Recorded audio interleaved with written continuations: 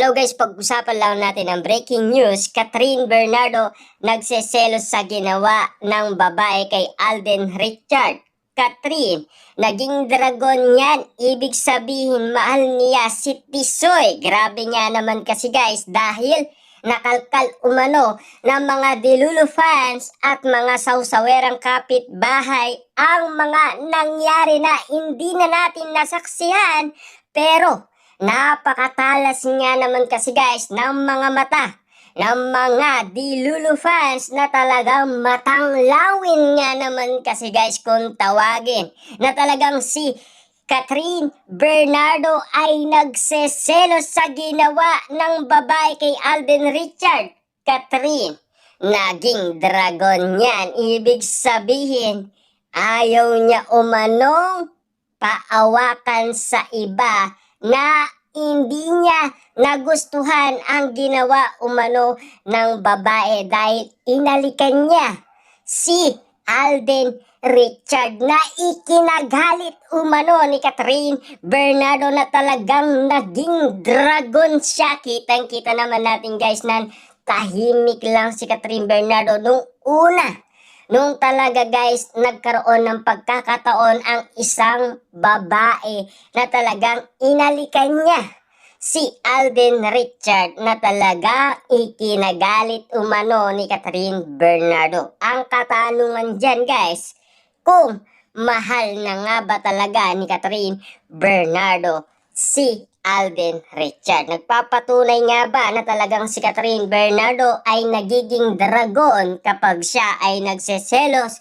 Kapag siya ay nagseselos, ika nga guys ng iba, mahal niya na ang isang Alden Richard. Bakit nga ba siya magseselos kung walang kadahilanan? Kung magkaibigan lang sila, bakit siya magseselos, di ba? Ang pakilala nila sa atin ay magkaibigan lang sila at komportable lang sila sa isa't isa at lalong-lalo na nag-level up lang daw ang kanilang samahan or pagiging magkaibigan.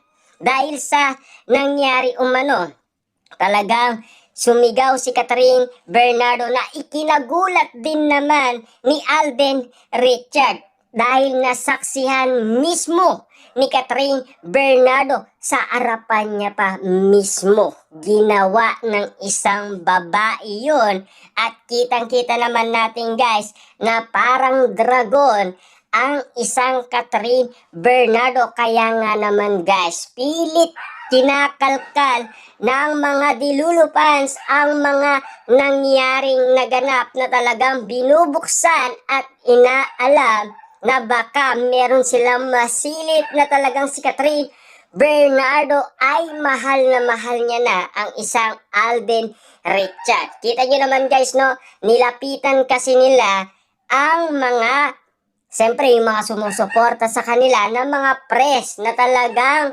nag-interview sa kanila sa mga katanungan.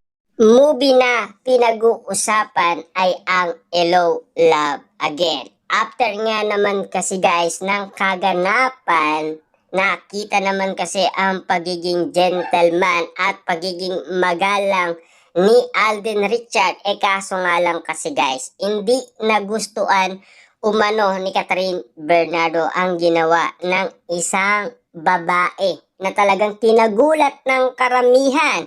At kinagulat ni Alden Richard ang ginawa ni Catherine Bernardo na talagang kaya niyang ipaglaban ang isang Alden Richard. At lalo-lalo na, kitang-kita naman natin guys, nagseselos siya. At bakit siya magseselos? Anong kadahilanan? Ayon kasi guys sa mga Delulu fans kung bakit meron pa ganito at meron pa ganyan. Hindi naman daw magseselos ang isang babae kung wala siyang nararamdaman umano kay Alden Richard. Kaya nga naman guys, si Alden Richard ay umiwas na lang. Kasi alam naman natin guys, si Catherine Bernardo ay isang dragon.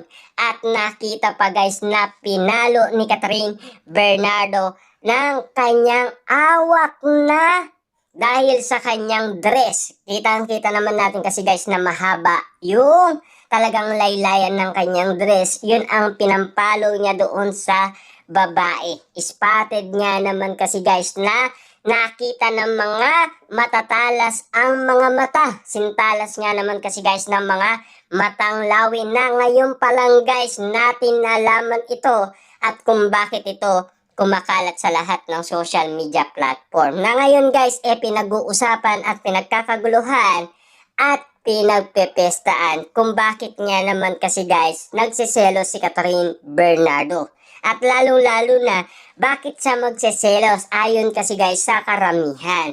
Kung walang kadahilanan. Siyempre, mahal niya si Alden Richard. Patunay na yan na talagang si Catherine.